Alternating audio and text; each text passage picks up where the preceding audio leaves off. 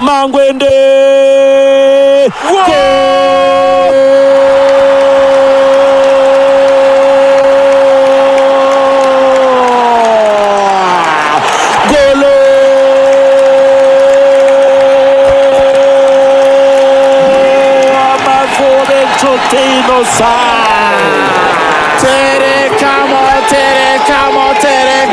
Terekamo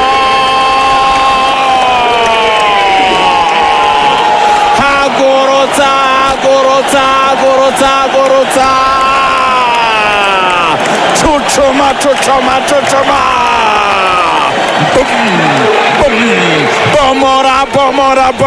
Bomora Chuti Inosa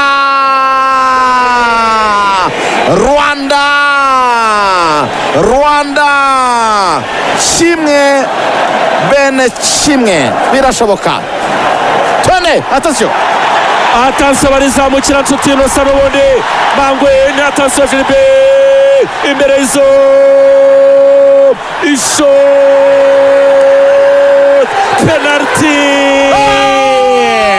penalty Amavubi penalty musifuzi yayitanze penalty kosa bakoreye kapiteni Djihad Bizimana penalty Amavubi stade usirahaguruka penalty Amavubi Banyarwandakazi nimuhaguruke mufana Amavubi abafana bari muri stade nimucana amatoroshi mufana Amavubi byose biracyashoboka penalty bakoreye kapiteni Djihad Bizimana akaba nawe ugiye kuyiterera amaso yose kuri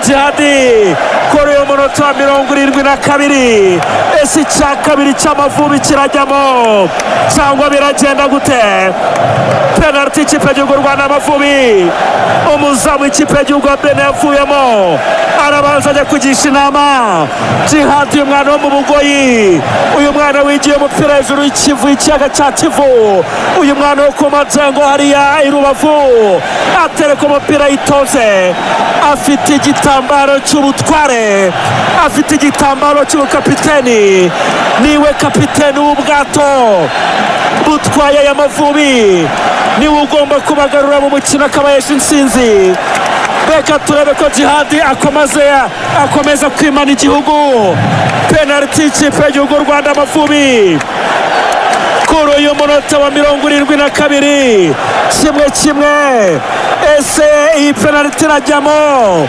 cyangwa iravamo reka turebe Claude umusifuzi arabanza atanga amawayiza hano amaso yose amamiliyoni y'abanyarwanda ategereje kumenya ibigiye kuvamo hano kirajyamo cyangwa ntikijyamo penalty Djihad Bizimana attention penalty ikipe y'igihugu Rwanda Djihad ifata mu mayunguyungu yifata mu rukenyerero attention penalty ni icya kabiri cyangwa biragenda gute Imana yaduhishe kureba ibigiye kuba niyo mpamvu dutegereza abantu bariho barafotora attention Djihad agiye kwitera amatsiko ni yose Djihad Bizimana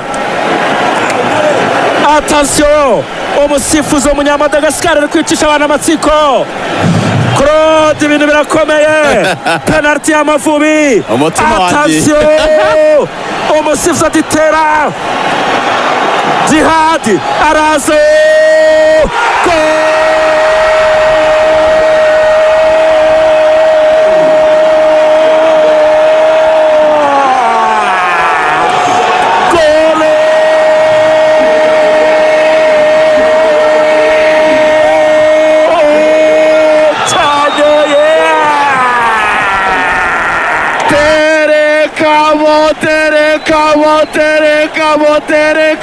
Terekamo